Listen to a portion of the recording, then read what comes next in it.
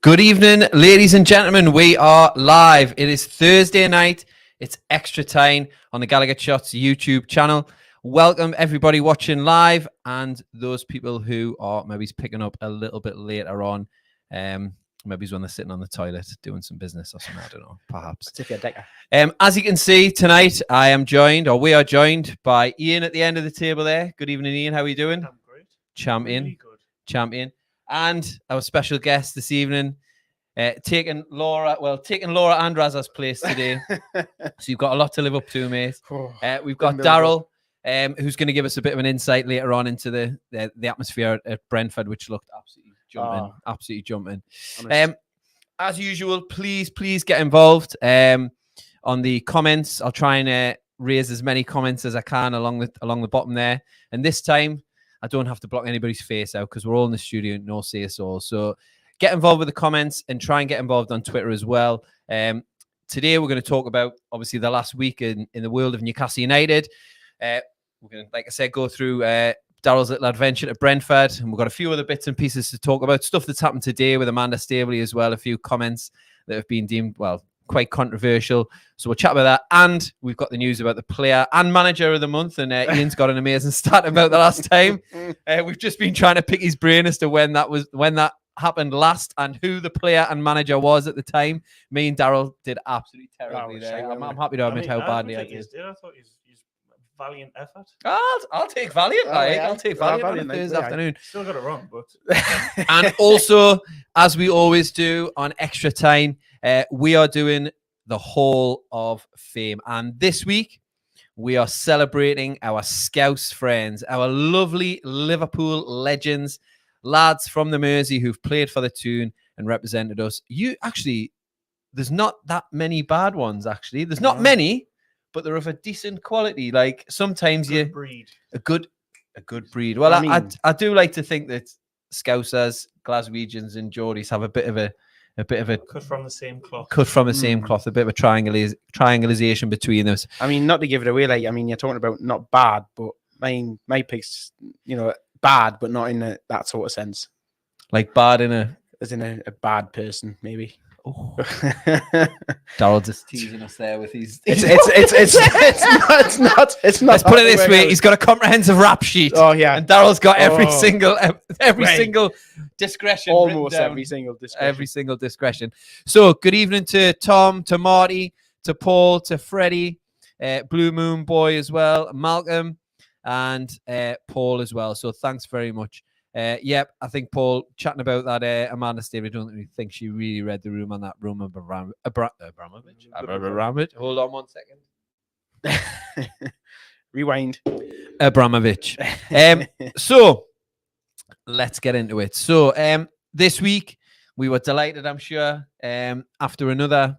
Well, I mean, the lads touched on it. Well, they did a really good podcast, which you can also catch up on the Gallowgateshots YouTube channel. They talked about the excellent result at Brentford, and we have a gentleman who was there in the flesh. So, Daryl, obviously the lads have touched on the content of the match and what kind of happened.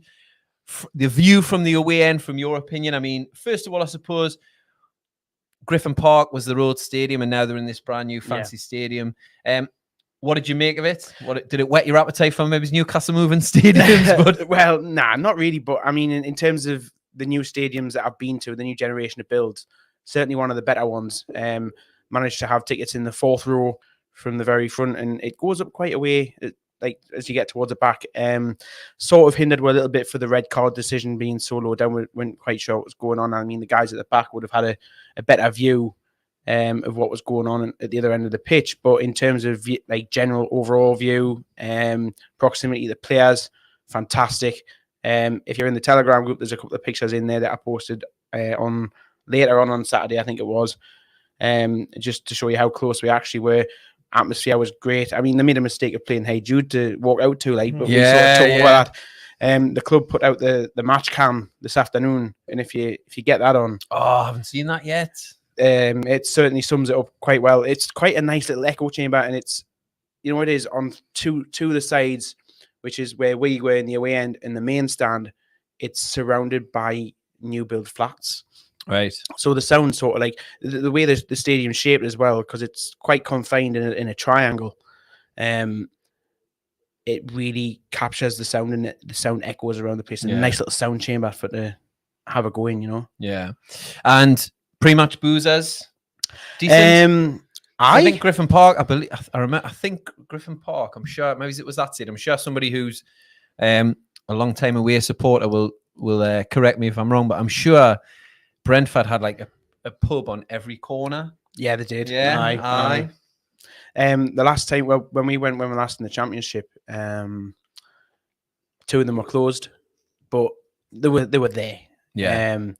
The closest one, now I can't remember the name of it off by heart now, but there's a one just nearby to the ground which had a mixture of home and away fans in, and they had the Tottenham Leeds game on, and it was alright. It was canny. It was a good little atmosphere inside. You know, everybody was quite jovial, and there were dead friendly people on the door as well. We spoke to them before, you know, went elsewhere to get a spot of lunch and came back to watch the Leeds game, and the spot on, dead friendly people. Couldn't fault it. I will look up in a second and I'll tell you the name of it, because they deserve a shout out for their atmosphere. Aye. Champion. So getting to the game itself, Ian, just briefly we'll touch on it before we move on to this week's content. What did you make of the performance? Obviously, the red card had a huge bearing on the way that the direction the game probably went. Brentford seemed to start quite well, but how did you see it?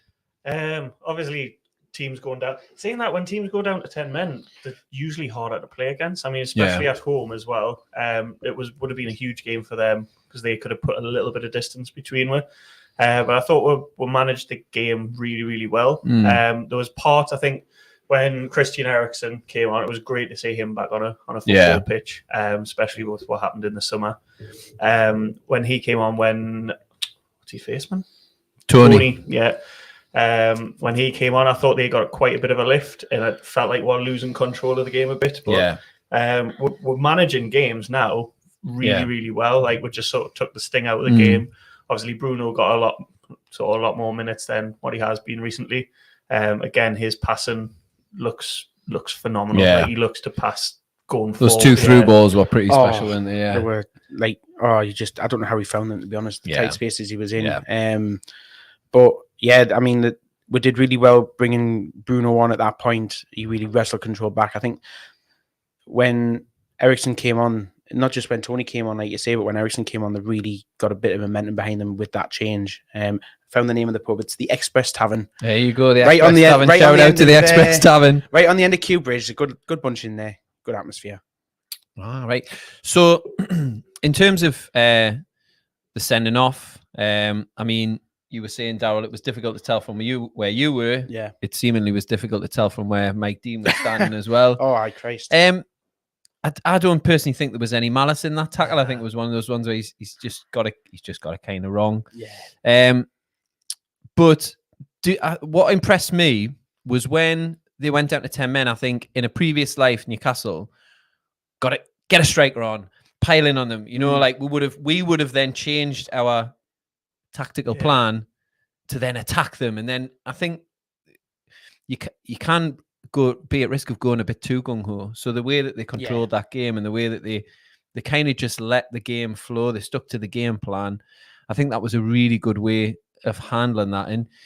And I think, do you think Bruno, obviously we've got these run of games coming up, which is, well, we've lost the Crystal Palace game, but I suppose that was a home game, but we've got these tricky games coming up. So now that we've kind of got this run of games coming, are we hoping to see Bruno starting, Darryl? Is that? I think he probably will, just through rotation of the squad, because you can't see that 11 ploughing through 3 games in 8 days, without some changes coming in somewhere. Well.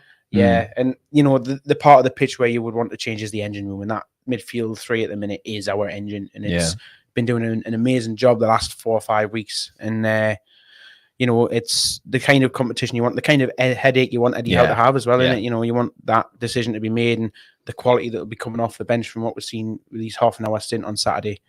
I don't think we've got anything to worry about with what's coming in. Yeah, he did look. I think Decker used the phrase a Rolls Royce player, and I think I don't think you could get a better analogy than that. Definitely.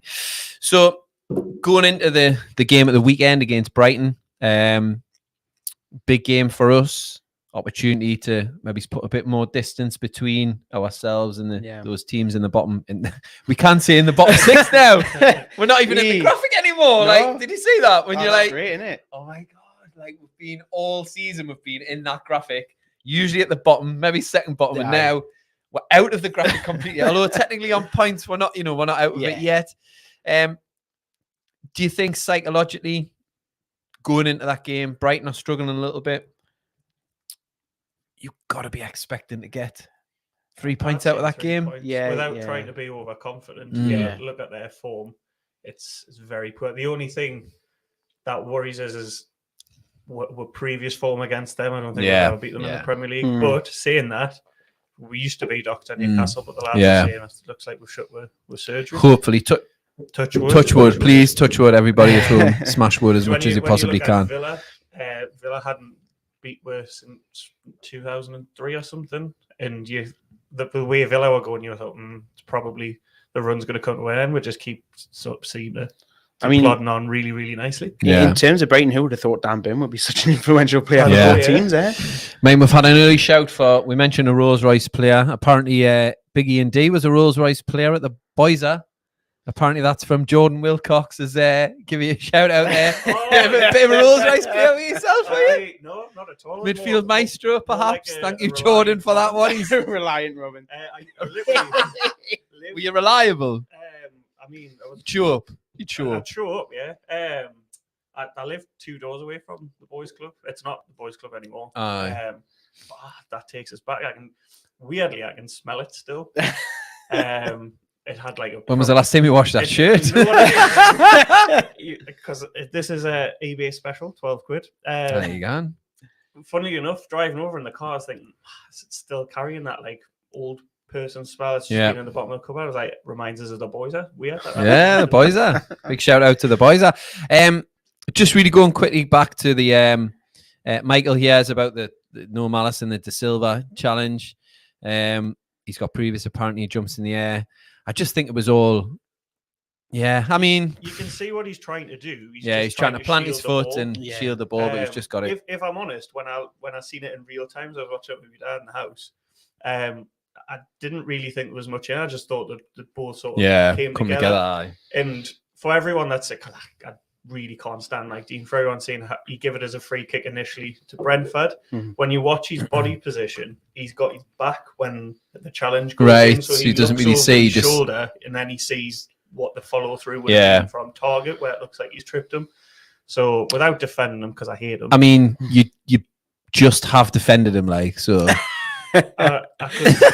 I could see where he's coming from because he couldn't see. But okay. It was the right to say. I don't know what he's chatting about. And this is a for all the VRs made, I think it's taken a lot out of the game. That would have been given as a I mean, potentially Mac Target could be out now, and we wouldn't have got a free kick. I'm amazed he carried on. Yeah. Just a quick one. Just sort of linked to that. I don't know if you saw it today.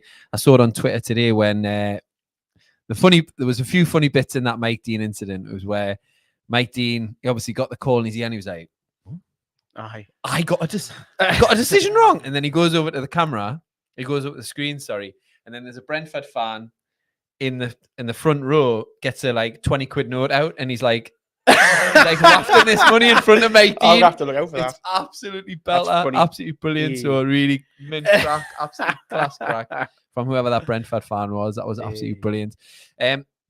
Just coming to some of the comments there, we've got Keegan says that Joe Linton could possibly play 3 games in a day if you asked him. I'm not going to argue against that. Yeah, I mean, Joe Linton. I mean, the lads have chatted about him, and he was the main focus of the thumbnail for the thing. But I mean, what a turnaround! What a turnaround from that player. And most of those players. I mean, I thought Kraft had a good game. Yeah. He was Murphy was okay. Murphy was decent. He's filled in, and Fraser I thought what we did really well was just when you were talking about sort of changing tactics. Yeah. I think De Silva play. I think he was on their right wing, wasn't he? I think we exploited that hole there with Fraser's pace and just sort of the link up on with Target as well. We literally bombarded that side, didn't we? Yeah. I think that it showed a graphic of sort of the like, what was it, like the percentage? Yeah. Where you got, and it was literally just all the left side. Yeah. Again, like you say, game management in different circumstances. Like the last handful of games, we've had like shit house wins. We've had games where we've controlled it. Games where we've had to come from behind. It looks like a completely different side at the minute. It does. It's really, really enjoyable to be a fan at the minute, which is very strange. It's a massive weird change, isn't it? Weird change. You're just kind of waiting for like, well, the bad stuff's going to happen. Yeah. I genuinely don't think it will. So just looking briefly ahead towards this Brighton game then, because we kind of went into Brighton and then we went back to Brentford. So at least we stayed in the right part of the alphabet. So if we look at the Brighton game coming up and potentially Alan St. Maximum's out of his cryo chamber, wherever he's been, with his watch on or without his watch on, who knows. Do we think Alan St. Maximum comes straight back into that side? Does obviously, well, in my opinion, you would lose Murphy. He would step out. Yeah, I agree with you there. It's a no-brainer, is it? I think so. I think he has to come straight back in. You know, we're still as well as we did last week. You still want his spark in the team. Yeah. He's going to offer you something unpredictable and creative. You know, he's that burst, just that burst of momentum that he brings to your team. As much as he likes to frustrate the hell out of us sometimes, his ability on the ball is definitely something we need in that team. And I think against Brighton, he could be the difference maker because they can be quite tough at times. Yeah. The only thing I would say is, again, I touched this on the Brentford preview. He's one of your better players, and you always want your best players to start. Yeah. And I don't know whether it was because Brentford went down to 10 men or it was just the way we play. I thought we looked more balanced, both offensively and defensively. And if I remember rightly, it might not have been last season, might be the season before. Tyreek Lamptey. Yeah, he ran amok, didn't he? Yeah. So that's the only thing you would have to be maybe Murphy, because he's obviously not as talented. However, he is a bit more rounded. Yeah, he's gonna work back. Structurally sound. He's gonna stick to a formation and he's gonna stay rigid in position. Would we be? Although I think we would all probably have Alan St. Maximum in. Would you be surprised if he started on the bench? No. I think, to be honest, to have that as an option as well as an impact sub is option. Yeah. And you would think, Brighton would be expecting us to start Alan St. Maximum, surely. But we'll see. I think it's nice to have those options, to have those conversations, to be able to say, well, maybe Murphy can play, because I do think Murphy can offer something. He's not a world beater by any stretch of the imagination, but he does offer with something going backwards and going forwards. A couple of comments there. Obviously, Michael talking about Bruno, about the control, and I think you were saying, like Darryl, about having nice problems to solve around, But what I like about Eddie Howe, and I think a lot of fans are kind of warming to. Obviously, I think everybody's warm to him immediately, but he's not afraid to be a bit ruthless. Yeah. And I think, point in case could be St. Maximum on Saturday. Yeah, exactly. So it's interesting, but it's a good conversation to have. Obviously, Paul, you thought he was the dog's bollocks when he came on. I think I would agree. I agree with that one as well. And I think, like all of us, just looking forward to games, and we'll see what happens. We chatted about Fraser there briefly, and for me, I think he's quickly becoming one of my favourite players. I think I said on my Man United that he is my current favourite player. I think he's so dogged, he's so determined, and he does have that bit of quality. I didn't realise he was good on his left. He knocked in some really good crosses. I'm really desperate for Chris Wood to get a goal. I think everybody is. I think the place. Thought he had a one, absolutely. Yeah. That header. He did everything right. He looped it back over. I thought that was such an intelligent header. You could see what he was trying to do. It was just, I think the keeper. To be fair, their keeper, I think if it hadn't been for him, the first half it would have easily 4-5. Yeah. That's not even. They keep at it. Yeah, no, they keep at an absolute worldie. Usually he's good for a blunder as well. Yeah. So Alan, It's a maximum. Ryan Fraser, Alan Fraser. I was just inventing players right, left, and centre. So Ryan Fraser's up for Player of the Month. I mean, a lot of people are surprised that it wasn't Joe Linton, but maybe it's Joe Linton. Maybe he's a saving for Player of the Season, perhaps. I think the club put out a tweet about who they think the club's player. Ah, right. Okay. Looking at the comments, everyone was just Joe Linton. Yeah. There's no question. Yeah. I'm not sure. I think Fraser scored 1 or 2 last month. He's got 1, and he's been. He's been some assists in, hasn't he? He's been an incredibly effective player. Ever since Eddie Howe's arrived, really, his game has just stepped up to another level. He's enjoying playing football. Yeah, he's playing with a smile on his face. Yeah. You see him in the post-match interview, and he's just beaming. Yeah, and he clearly hates Steve Bruce. So winner. Let's get behind that. So we were chatting before we came on, and just about the last time we had a player, and we've obviously got Eddie Howe, and I didn't realize actually Ralph Hasenhüttl, which is probably the first time I've said his name properly ever. Southampton have an identical record to us in this last run of games. Exactly same amount of goals, points, wins, losses, blah blah blah. Oh, no, not losses. In this little, the little window of like when he's going to be manager of the month. Same record this month. So, Ian hit us with a bit of a howitzer question.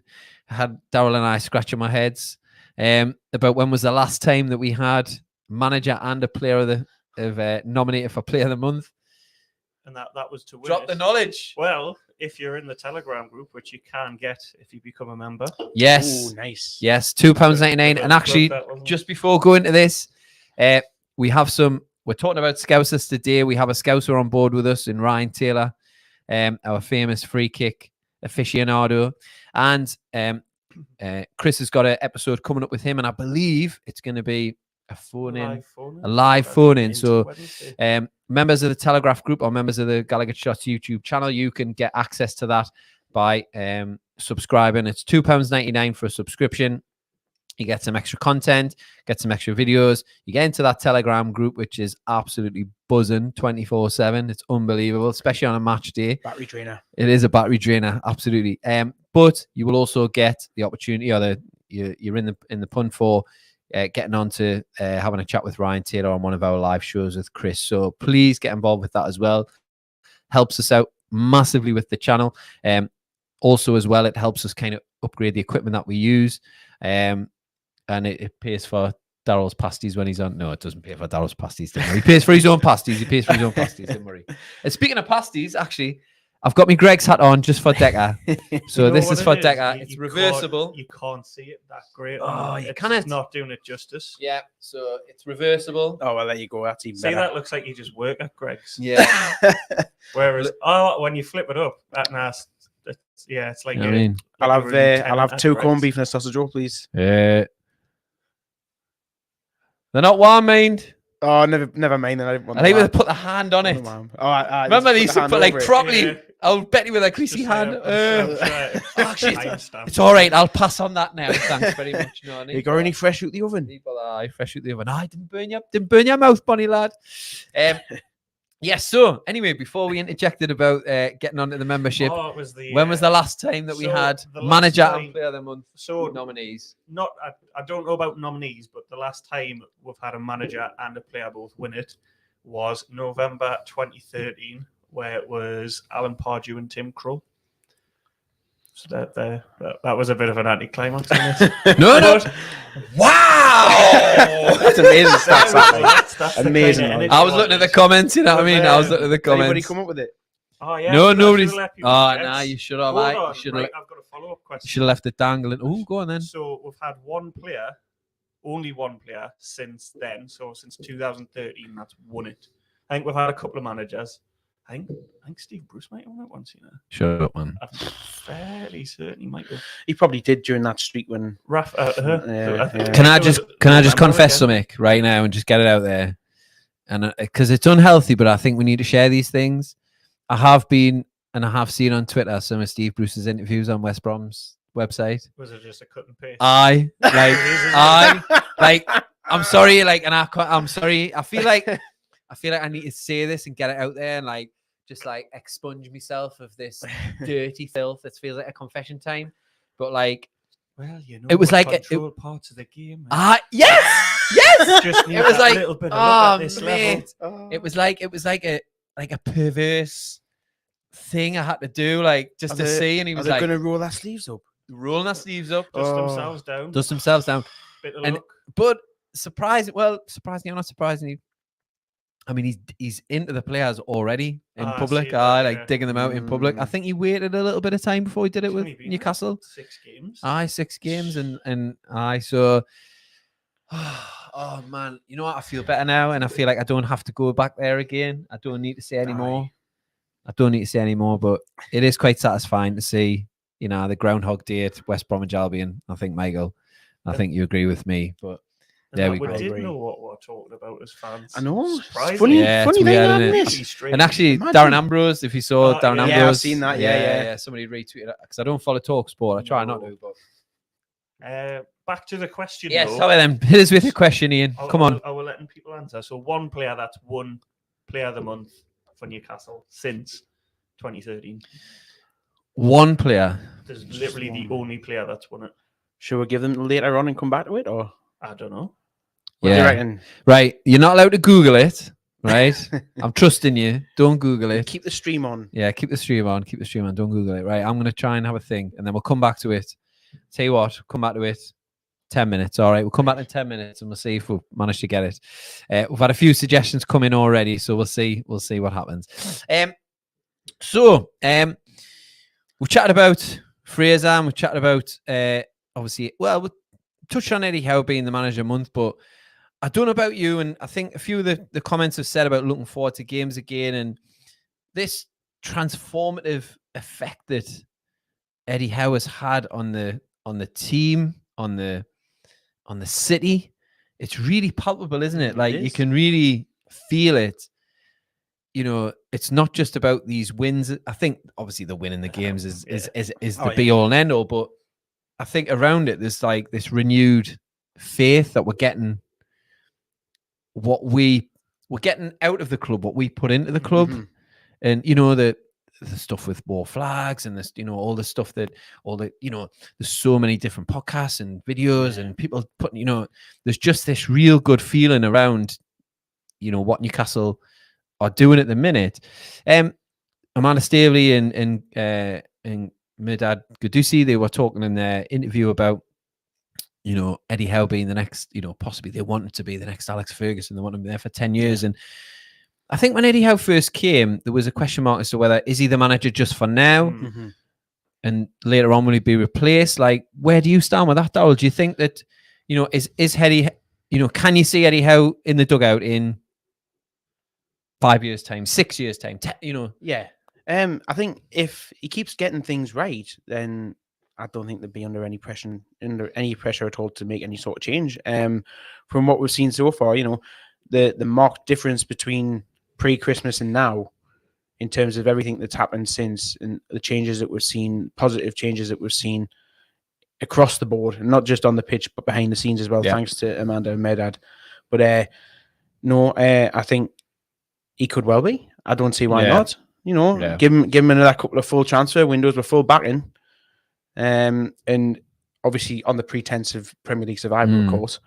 But you know, it could be the partnership we've been looking for. Yeah. Because we're growing, Ian, from probably a base of like, we have a lot of we have the fan base, we have a stadium that's good, but it's probably not fit for purpose anymore. Like, we need to improve it. But do you see Eddie Howe being this figurehead like Robson was, like Joe Harvey was back in the day, and you know, Kevin Keegan was, obviously? When he first came in, I'm going to be honest, I thought, it's just because the others that were talked about weren't available. Yeah. I don't think you're in the minority in that, by the way. Definitely. I think sort of you could see the changes that he tried to implement, but obviously because you weren't getting results on the back of those changes. Yes, the Pro they were playing with a higher intensity, but you weren't picking up points. Yeah. And then I started thinking, is he made out to be sort of as good he was at Bournemouth? But I think everyone's just bought into him. Yeah. I think as well, I think it feeds down from the top. So you've got obviously the owners that have this vision. They've brought in the manager that I feel he gets the club as well. Yeah. And then that goes down into his signings that he's brought in. He's brought in not just decent players, but decent people that know sort of what the club and what the club means to fans. And I think that massively helps with the whole team spirit. Even in the picture, the Brentford win, where they do the team photo at the end. Because I remember Fraser said, like, I think it was on Match of the Day, where the stuff that he has up, like inspiration and stuff. You even seen like on the away dressing room that had put up like we are United. So little things like that, like probably don't seem like a lot, but they'll be massive to the players. And so I think I agree with Daryl. If he keeps getting things right, why would you change that? Just mention about that. The photograph in the Brentford changing room. It's funny. I was doing some work today with some people in a school in County Durham, and we were comparing, looking at different types of teams and success and what that looks like. And I had the picture of Sean Longstaff after the Wolves game, which is the game before we got taken over. Got beat 2-1. 2-1, yeah. Jeff Hendrick scored though, Jeff Hendrick. Fairness, God, those were the days, weren't they? Bloody hell. The keeper was on the floor having 5 minutes. There was, Sean Longstaff's on his own in the middle of the pitch, end of the game. Steve Bruce is sort of in the distance, blurred out a little bit. And the people that I was working with, they were writing dejection, depression. Good word. So, that was good. Like, with a Magnum sticking the knife in there. No. Stanley, so there, bit of both. So, but they were looking at it objectively, obviously. Right, of course.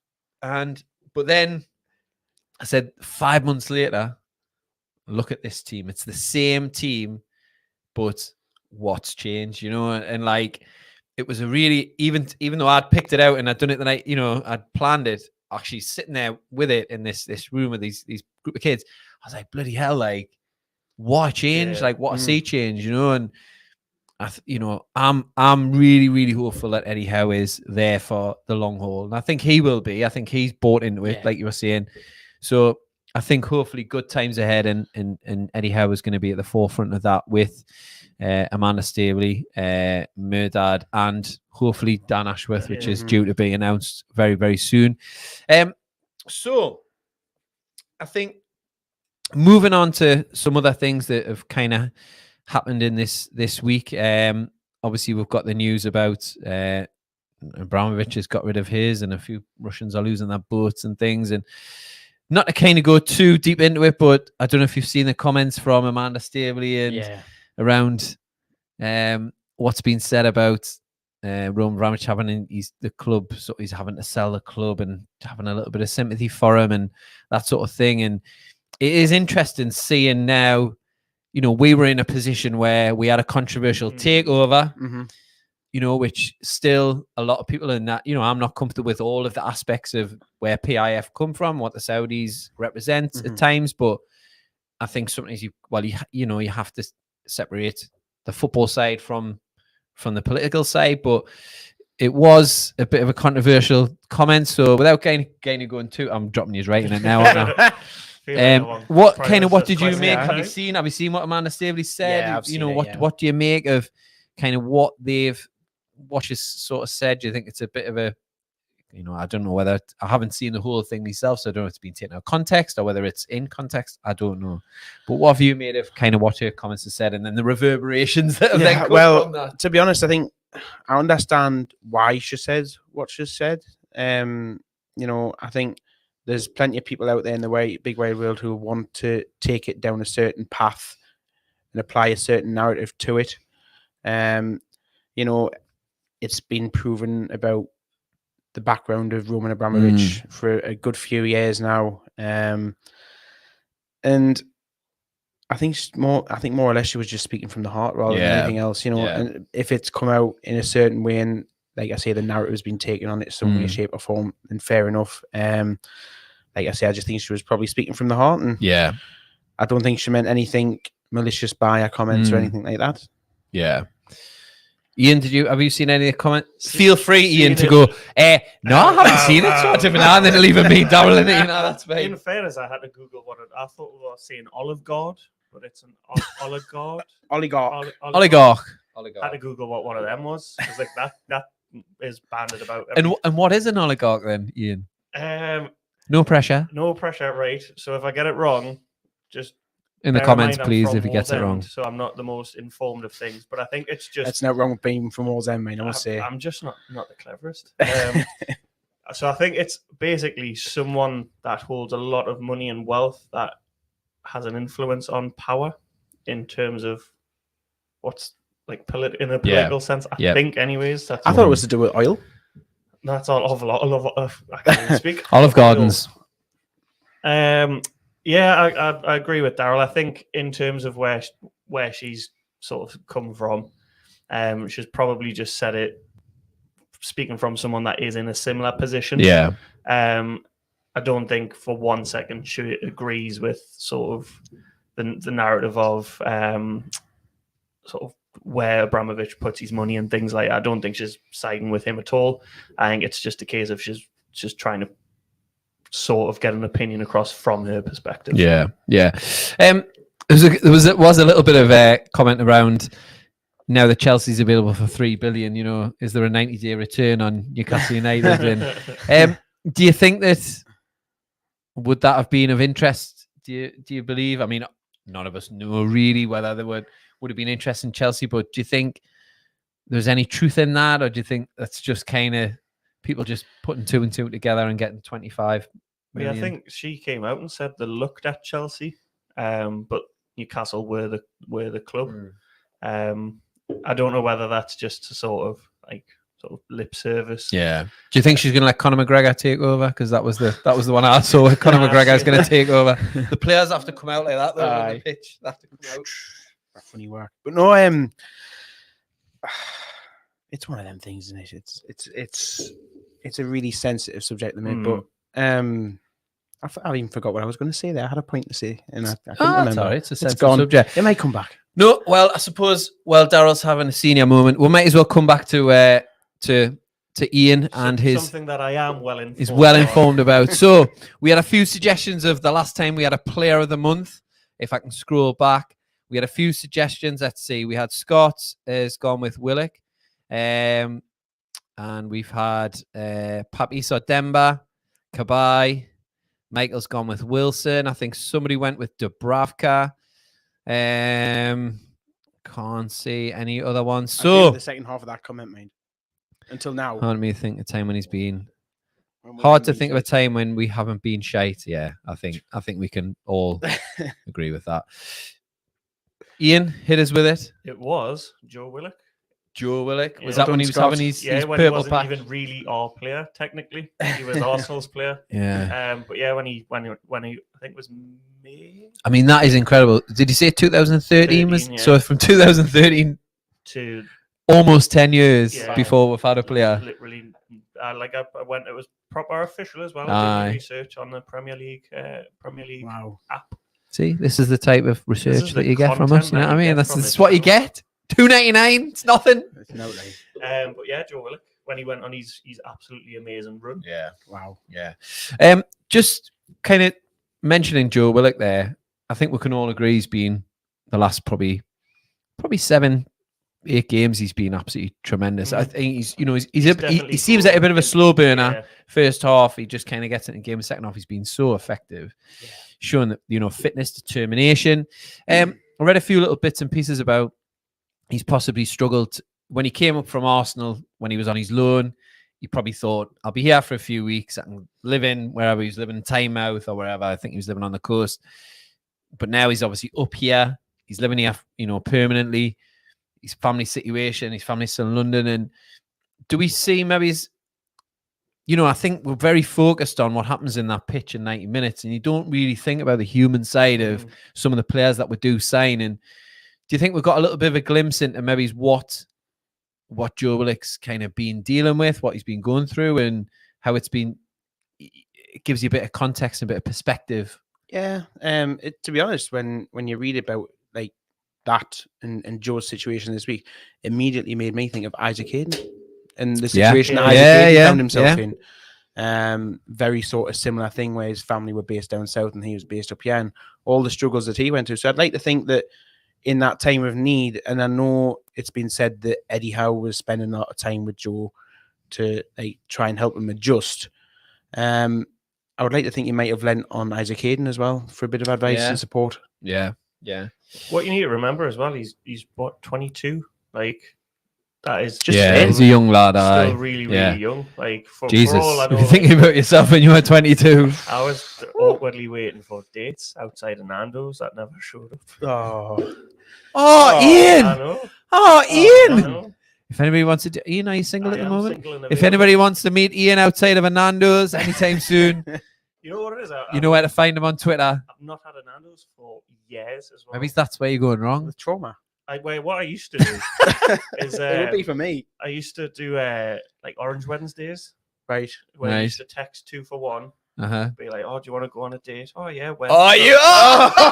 Wednesday, obviously. Oh wow. You want definitely not an Olive Garden arc, are you? Really, you want no Olive Garden arc? Yeah, I'm from Walls End. Man. Yeah. To be fair though, we did all do that.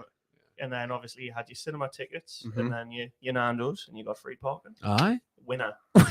winner, chicken dinner. Literally, Yeah. winner, It's chicken dinner. worked out well, hasn't it? Oh man, Orange Wednesdays, happy days. That's a look back for those. Probably those younger viewers amongst you. You have no idea about Orange Wednesdays, but they were seminal in a lot of young people's dating lives. So very important. Right. Speaking of very important, we come to our section now. We're going to go into the Hall of Fame. Last week, actually, we didn't do a session. We didn't do one last week, but if I look back, I think we did French players. We did do French players. So, our French players, if I can go back so I can find Are you having to Google this to remember? Yeah. Tweeting. I've been in Amsterdam, so I've lost me.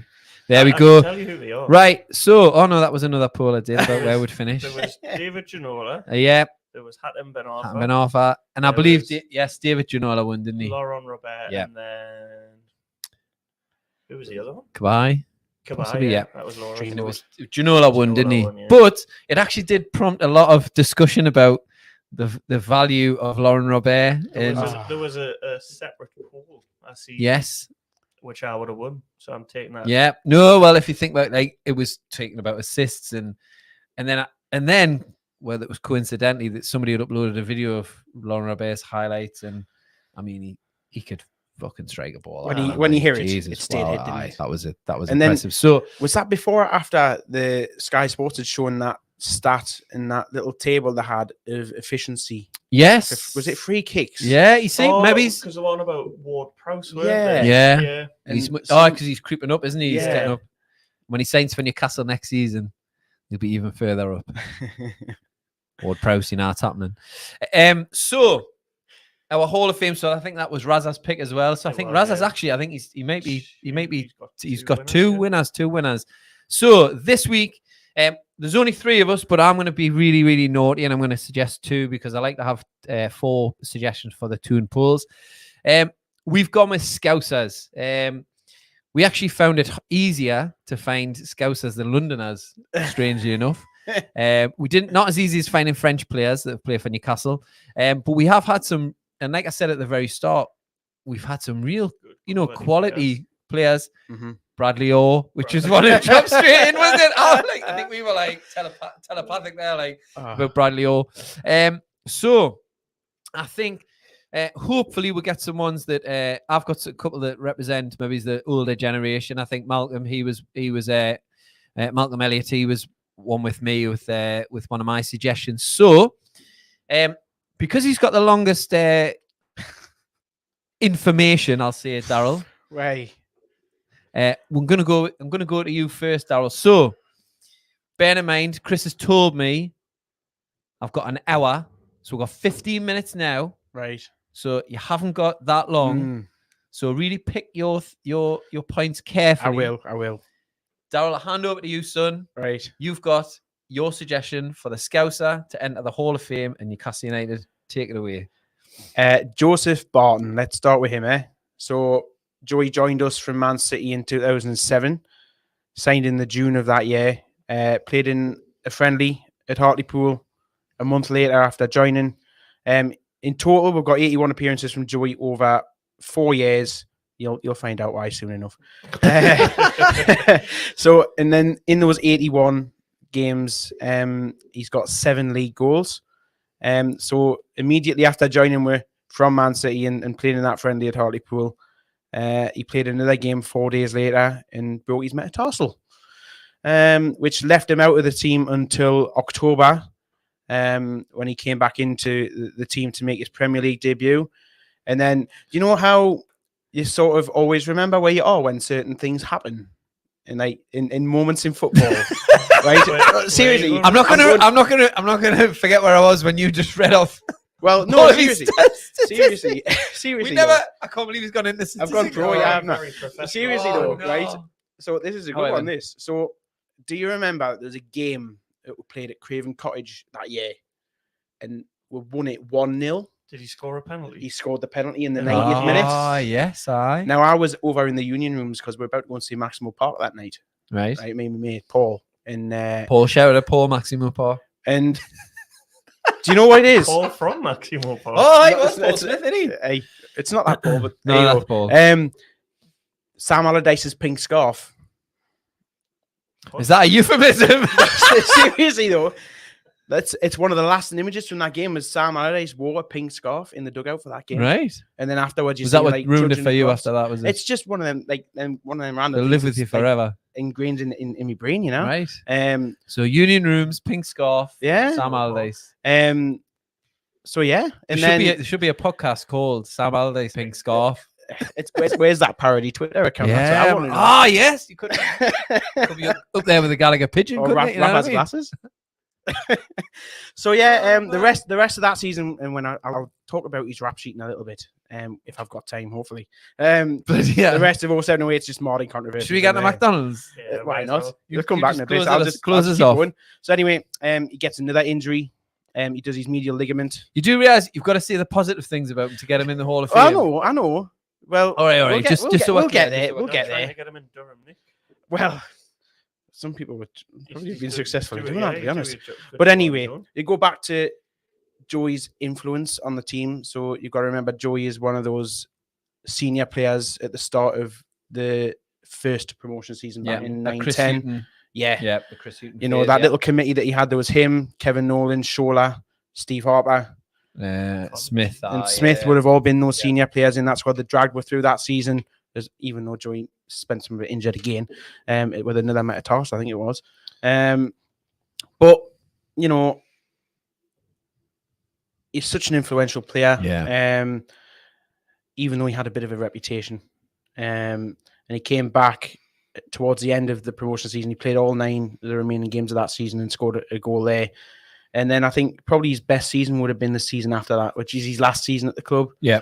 So you come in here, you got 2010-11, just promoted, and he scores the first goal when we absolutely smashed Villa 6-0. Oh yeah. That was a fantastic goal as well. I think you hear it on the volley from outside the box into the top corner. Fantastic goal. Obviously involved in the 5-1 demolition derby on Halloween. Yeah. Again, being part of that influence because that core of players was still there from the promotion. And then probably one of the most famous games in our recent history is the 4-4 with Arsenal. Yes, and he was in single-handedly involved in getting Abu Dhabi sent off. Yeah. And then scoring the 2 penalties as we clawed our way back to level it all up.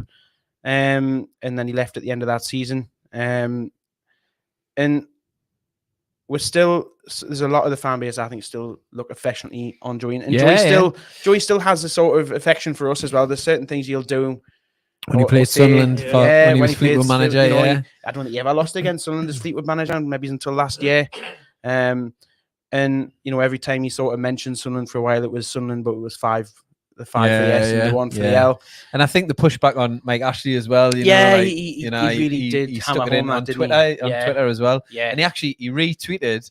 I'd uploaded a picture of Mike Ashley. You know those pictures of him stripping at his. Oh yeah. I uploaded those pictures onto Twitter, and he retweeted them. I was absolutely buzzing. I was like, yes, go on, I made it. Man. It was so funny. But yeah, I mean, I don't want him to be preceded by his reputation off the pitch, but he was a bit of a bad one off the pitch at times. He's a bit of a wrong one. He encompassed a few bans here and there as well during, that as well as needless the punch injuries. on Gams Pedersen. Remember that one where he just like for no reason whatsoever, just like fuck this, bash. He had a 12-game ban at one point as well. Mind that was after he'd left us. You might remember that game. Oh, the Everton, the Aguero game. Aguero game, yeah. But I don't know if he might have spent more time injured or banned when he was playing for. Yeah, to be fair. No. I think the injuries might just edge it out. Yeah, but like I say, he's looked upon affectionately, and certainly in my book because of what he did for us. He did a lot for us, really, especially in that championship. Yeah, especially in that season. He did a lot for us. And remember his little tash as well. Yes. Oh yeah, he grew the tash at the start of that last season. Until he scored, I think, and it came off after Villa. But so thank you very much, Darryl. Well done. I think you set the bar quite impressive. I don't know about you, but statistically, I'm not going to be up there.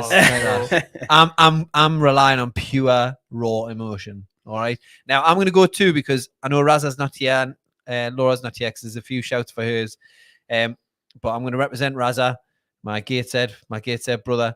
So I'll go with one of mine, then you can go with yours, and I'll finish with one of mine. Right. So this is for Raza. I'm going to go Micky Quinn. So Micky Quinn, a lot of shout outs for Micky Quinn.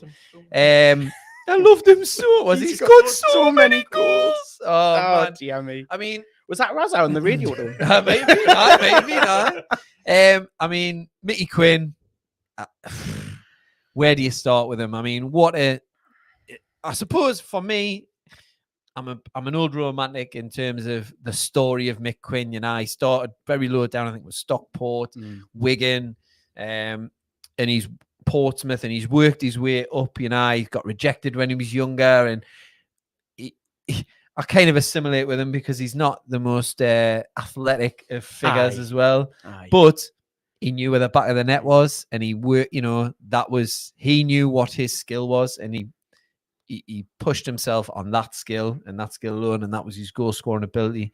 Although I have a massive love for Keegan, I think him and Keegan probably clashed when when Keegan came in, and he was soon out the door to Coventry, and then he proved again he was a Premier League goal scorer for Coventry. But I think he was just a representative of, I think, like we're talking about at the start of the show there about Scousers and Geordies and Glaswegians having that link, and I think he has that affection, and he was he bought into Newcastle, and he still buys into Newcastle. He's very vocal on Twitter and online, and when he's ever on the radio about the positive sides of Newcastle and what people don't understand until they live there, and he still does to this day. The passion that he has, I've seen him a few times at talk-ins, and he talks with such affection about Newcastle, but it always comes down to so many goals. The 4 in his debut, against Leeds. And he got 4 against Leeds when, history repeating itself. There was a lot of turmoil at Newcastle, and there was protests planned for that day, and Micky Quinn came along and scored those goals. So, Micky Quinn, I think a lot of people have probably in my age and then older in their 40s will see Mick Quinn as one of those players that really deserves to be held up in high esteem at Newcastle United. So Andy had a belt at Tash as well. A good slug. And his autobiography, Who Ate All the Pies, is an absolute belter. Really good page turner. So if anybody's unaware of Mick Quinn, because there will be some people who are unaware of Mick Quinn, I highly recommend get yourself down to any good bookstore or any bad one, or get yourself online and make sure you get a copy of Who Ate All the Pies. It's an absolute belter read. So that was for Raza and for Danny, my mate, as well, who's got COVID as well. So he's a big Mick Quinn fan. I think they both assimilate with Mick Quinn. I think he wasn't probably averse to a garlic bread special himself. So, if he hasn't had one, imagine when he gets introduced to one. Wow. I can't believe that Mick Quinn has not had a garlic bread special. He's got to have had a garlic bread special. Do you think they're not just a regional thing?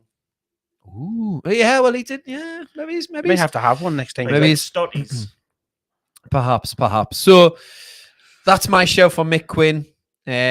Hopefully, I've done him justice, and I'll hand over to your man, Ian. Who's your choice for our Scouse legend for Newcastle United? Scouse legend, I've went for friend and member of the pod, Ryan Taylor, over the wall. Lovely. As he was christened, probably by his mum. She just probably knew that he was going to be excellent at free kicks. Brought in by, of all people, Joe Kinnear as well, which was a bit mental. And I genuinely remember when we signed him, because that's when I was like properly following Newcastle, was when I had my season ticket. I genuinely thought we bought him just so he wouldn't score free kicks. Literally, it's a running joke, wasn't it? I think I'm fairly certain every game he played against where he scored. But sort of when we went, especially when we went down into the championship season, you've seen sort of what kind of player he was. He's like what I like in a player, just sort of grit. Gets the city, not a big ego at all. And the goals that he scored, obviously. His most famous one against Sunderland. Wrote himself into Newcastle folklore with that.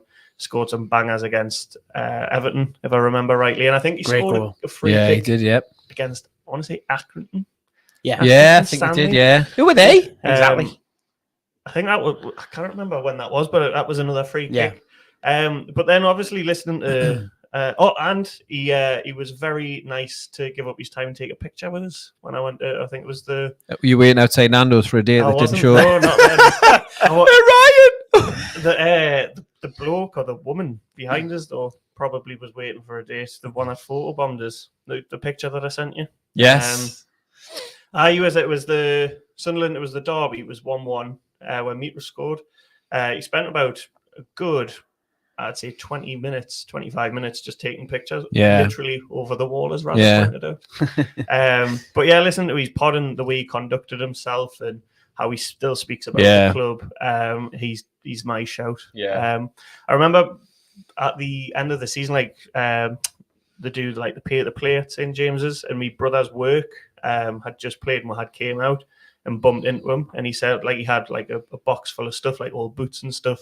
He said, if it had just caught us earlier, you could have had it all. So sounds like a stand-up guy. Yeah, no, he comes across really well. And I suppose while we're on the subject of Ryan Taylor, just a reminder about getting involved with on the Telegram group. If you become a member for £2.99, Ryan Taylor and Chris have got an episode coming up really, really soon where they're doing some live phone in stuff. We've got quite a few in the bank as well, haven't we? We've got the special Ryan episodes. I think they're going to be they're going to be a regular thing. So make sure you get involved with that. So thank you, Ian. That was very well represented. I think you gave a really holistic view of Ryan Taylor Thank you very much. Thank you. So my last shout, and this was my choice for our Scouser. And I'm actually looking down there at the picture of Kevin Keegan there. But it's Kevin Keegan's right-hand man, and he's been a player who's been a player and a person, a man who's been synonymous with Newcastle United for many, many years, many managers. I think he was involved with Graham Souness. Graham Souness's time at Newcastle. Obviously, Kevin Keegan. And I think he's probably been under somebody else. Sure, Darryl, you might remember, but he might have been in part of Glenn's team. Possibly Glenn Rodas. Yes, he may have been in Glenn Rodas. Rest in peace, Glenn Rodas, as well. At the anniversary this week of his sad passing. Ken Kenny. Yes, he kept him in. So it's Terry Mack, the wonderful Terry Mack. Now, obviously, you'll know I'm too young to have seen him play for Newcastle. The first time, but yes, he was a legend for Newcastle for many fans in that era.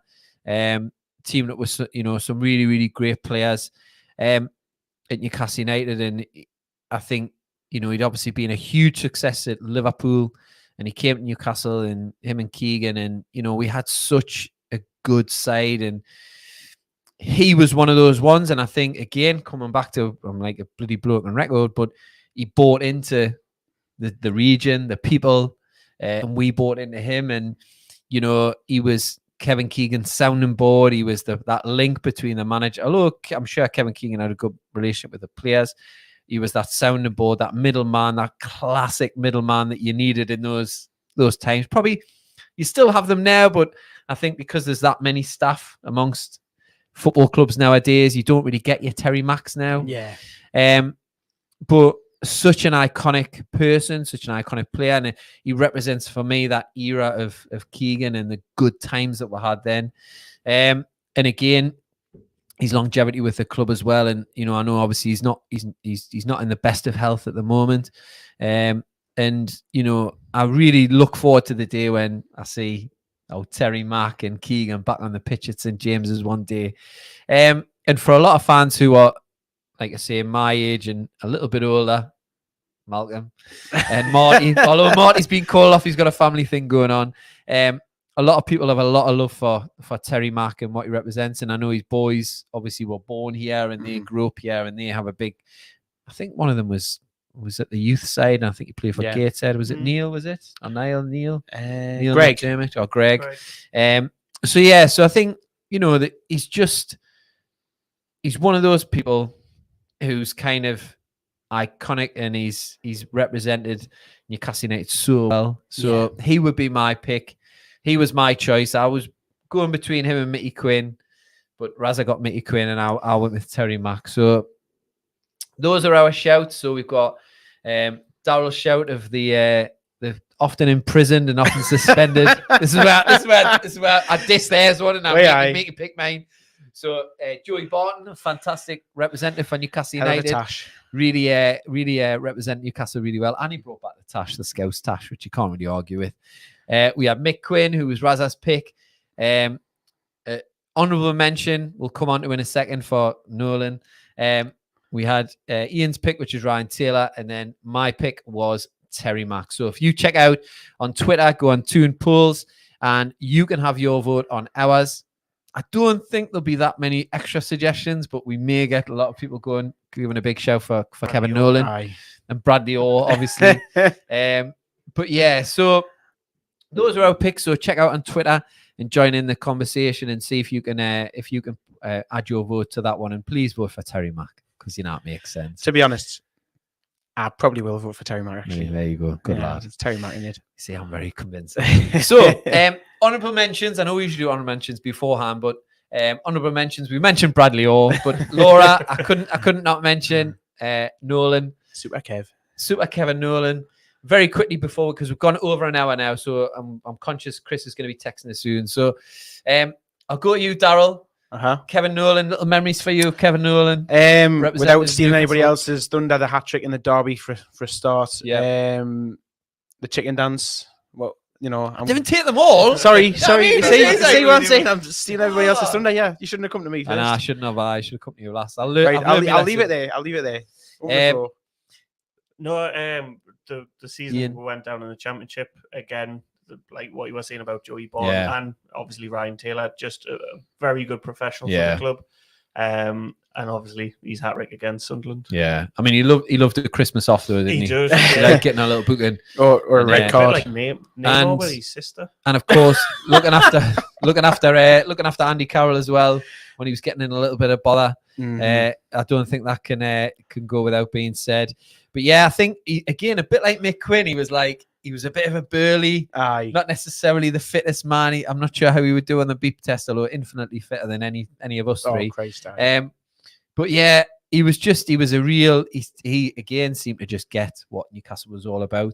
I was a bit worried when we first signed him and he got sent off in his first game against Everton, and I was like, oh no, like what have we done here? But he turned out to be a real galvanizing force, particularly in that promotion season, and then going on into that season there following. I think there's a few people agreeing with Freddie. Freddie would have gone with Nolan, really important player, and I've just remembered his overhead kick against Sheffield United, possibly. Oh, yeah. I know what but he scored that over. Well, it was an overhead kick against Sunderland, but he did score a nice overhead kick against South Sheffield United, I believe. South Sheffield. Yeah.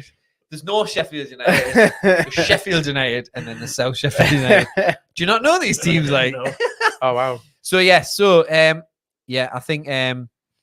think probably Michael's coming in on the negative side, but I would agree with this. Actually, he hadn't, he did block his copybook with the support of Mike Ashley at the time, but I suppose we'll let bygones be bygones with that one. So I don't think there's any other honourable mentions. Paul Bracewell. Yes, the Iceman. Paul Bracewell, of course. Brace. Paul Bracewell, great player, great servant. Only a couple of seasons in Newcastle. Then went on to play for Sunderland before us. And I think he went there afterwards, possibly as well. I'm trying to think of the other ones I'd written down, but yes. So we've had some good Scousers playing for the lads. So But I think probably the 4 that we've picked, the 4 to come to, plus 5 with Laura's. But Laura's, unfortunately, yours isn't going to make the cut, unfortunately. I do apologise. Unless we're substituted for Joey Barton. Well, given his rep. Yeah. The one that you said wasn't a fully fledged Scouser. Ooh, We who's that? shall not name. Who's that? Michael Owen. But he's from... Yeah, he was Cheshire. He had a bit of a Scouse accent. Yeah. I did mention Michael Owen, but less said about him, the better. Maybe Ian Rush. Ian Rush, Ian Rush we could have had, but again, don't really need do to. much for it. He scored against Everton, and that's Yeah, he had a good touch. that was probably just muscle memory more than anything else. So He shaded it off, I think, There when he we was go. playing for us as well. and he Blue did, Moon aye. Boy has had a shout for Connor Cody, who's a hope for, he's hopefully a future Newcastle player, but I think we'll be worried about Sven Botman next season. Aye, But I who think knows? so. Who knows? Right, so that's the end. I think we've come to a nice end there. So check out Toon Polls on Twitter. Again, come back to Gallowgateshots for those more shows. We've got the United States. We've got the Ryan Taylor stuff. We've got the lads with almost smiling faces who'll give you a full match review after the end of the Chris has got Brighton that really special show this week, hasn't he? game. That he teased with on Monday. Is that not the phone in? No, There's there was another something. one. There's another one as well. Ooh, Yeah, so you need to yeah. keep tuned. There's Survivor series. Oh, yes. God, aye, Scotty, aye. I've got my right God. into Aye, that. and I've binged all of them yesterday afternoon. Like, It's like oh. there's watching Steve Bruce videos on West Brom, and then there's watching Scott videos on there. Like, I'm like two things I really shouldn't be obsessed with because I don't really have an interest in West Brom, and I don't play Football Manager, but like it's so many late goals as well. It's ridiculous. Aye, so many goals. So I'll many not do a goals. spoiler, but a very good result in one of the games. Aye. On the is it fourth Oh, there episode? we go. Aye, There we aye. go. Very surprising. Just So- before I forget, Roger, how because are then? my nephew has been banging on since I've obviously came onto the show. How are then? He would love a shout out. So Seb, if you watch Seb, sorry for swearing. oh, it's all right. He has it off his dad all the time. He's to be honest, really good little footballer. Champion. So he's been banging on. Can I have a shout out? So there's There your we shout go. out, mate. Famous From on your favourite YouTube. uncle. There you go. Famous on YouTube. There you go. Right. So that'll be us finished now. So stay tuned on Gallagher Shots for all the content we've got coming up.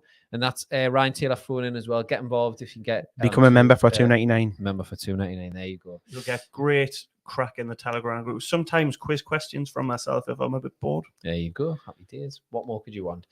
Okay, so enjoy the game wherever you're watching it in St James's Park. If you're in the East Stand, make sure you wave that flag. Just don't get arthritis in your wrist. And Put your knitting needles down. hi, put your knitting needles down. So thanks very much for joining us, and all those people who maybe join us later on. Pass it on to a friend, share it with somebody, share it on Facebook, share it on Twitter. We'll see if we can get some momentum behind Extratyne. So thank you very much, lads, for joining us. I've had a right Cheers for having me. Extratyne. Oh, yeah. And sorry, Chris, I went 8 minutes over. I'm just about to take over in 8 It's minutes. all right. You're just letting the steak bakes cool down. Yeah, I'm Yeah. letting the steak bakes cool down. Right. Thanks very much. See you later, guys. See you next time. See you Ta-ra, next week. guys. Take care. Enjoy the game.